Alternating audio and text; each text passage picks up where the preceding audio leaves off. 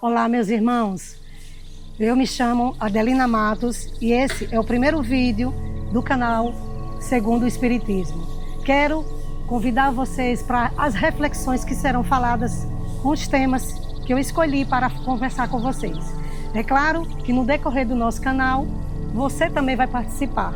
Vai também poder sugerir, opinar sobre alguns temas que possam ser de, vamos dizer assim, curiosidade de cada um de vocês. Primeiro eu quero me apresentar, como eu falei, né? Meu nome vocês já sabem, Adelina Matos. Aos 12 anos de idade, eu já estava com muitos anseios e curiosidades sobre muitas coisas da minha vida, mesmo com 12 anos. E aí comecei a estudar o Espiritismo através dos livros de Zíbia Gasparetto e de Chico Xavier.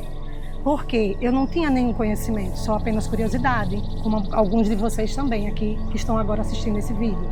E aí, desde aquele tempo, comecei somente com livros, porque eu não tinha acesso, aqui na minha cidade não tem casa espírita, na época não existia, então comecei com os livros. Quando eu tinha 29 anos, uma casa espírita foi aberta aqui na cidade, que eu moro em Capela, cidade de Sergipe. E aí, foi aí que eu comecei a me aprofundar um pouco mais sobre o Espiritismo e sobre todas as perguntas que me deixavam curiosas. E aí, um ano antes de frequentar a casa espírita aqui, eu tive uma filha e ela nasceu normal e aos 10 meses ela sofreu uma lesão cerebral, um infarto, e aí, infelizmente, ela está hoje, né, da época para cá, com múltiplas deficiências. Ela tem deficiência física e mental. E o que eu quero dizer a vocês, por que é que eu escolhi o primeiro tema, falar sobre a deficiência, segundo o Espiritismo, é claro. Porque era uma curiosidade já minha, e aí, por motivos óbvios, que segundo a espiritualidade explica, nada é por acaso. Então, a Lara veio para a minha vida e do meu marido com saúde, mas depois passamos um processo em que ela regrediu, né? Vamos dizer assim. E a deficiência foi esse tema mais curioso ainda para fazer as pesquisas, né? Na casa espírita, dos livros e tudo mais. E aí hoje eu tenho condição de chegar aqui e conversar com vocês sobre o tema, falar para vocês. Por quê? Porque eu tenho um pouquinho mais de conhecimento, procurei saber o que acontece com as pessoas deficientes, por que as pessoas vêm assim.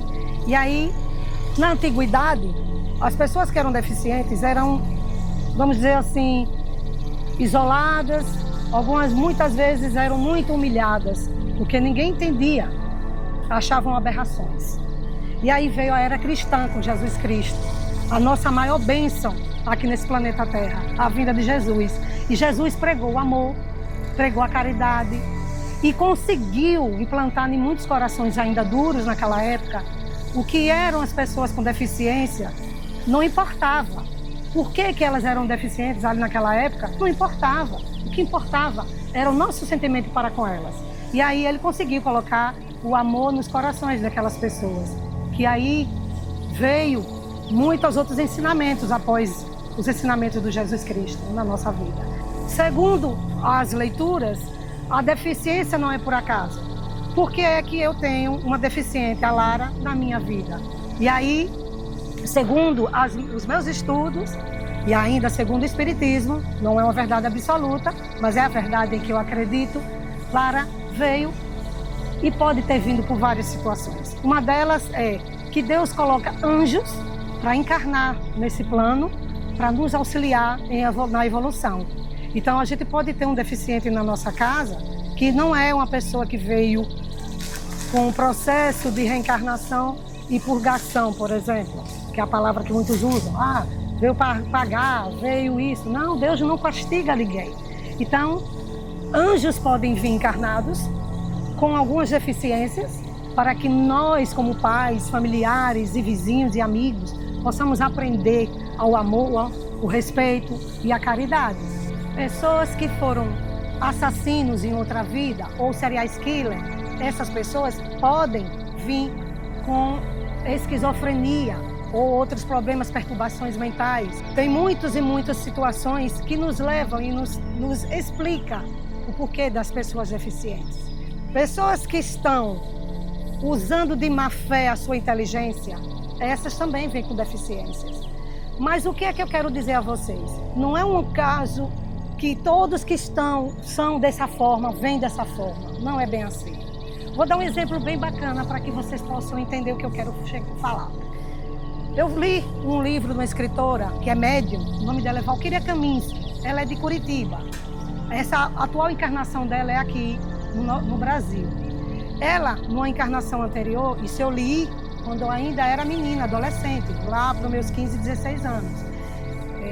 Vou resumir porque eu não lembro de tantos detalhes, mas quando ela estava, morava em outro país, não era aqui no Brasil, em outra vida, o marido dela havia falecido e ela estava grávida. Ela perturbou-se com a falta dele, com a perda do esposo e se suicidou, se jogou do quarto dela, e isso, claro, cometendo suicídio involuntário. Só que, infelizmente, ela faleceu e a criança também.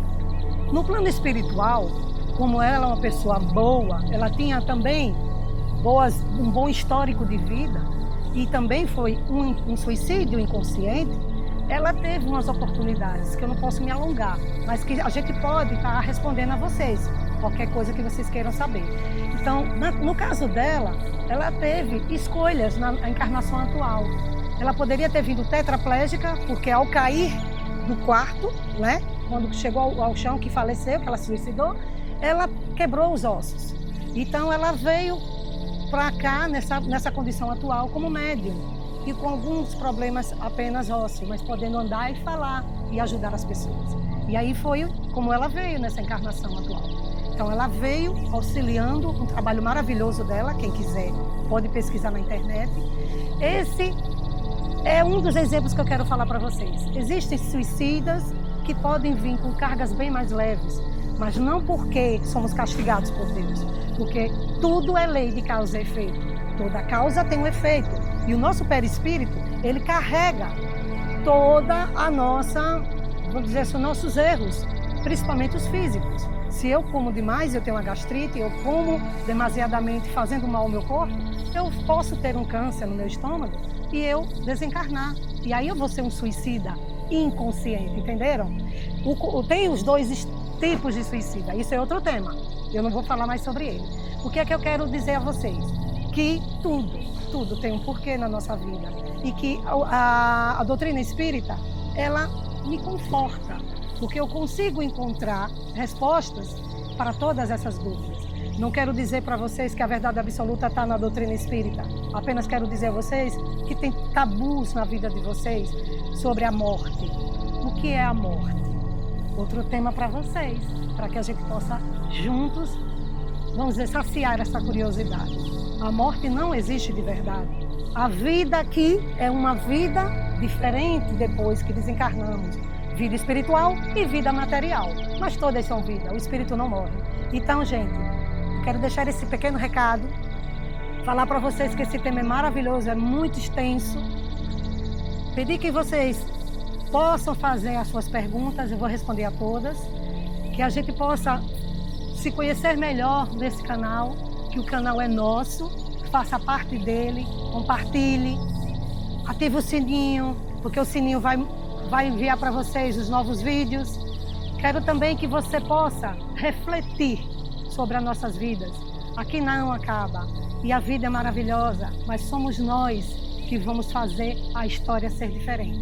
Então participe da sua vida, seja dono dela. Vamos fazer isso juntos? Estou esperando por vocês. Inscreva-se no canal, ative o sininho, coloque seus comentários e vamos juntos nessa caminhada maravilhosa da vida após a vida. Siga e continue com o nosso canal Segundo o Espiritismo.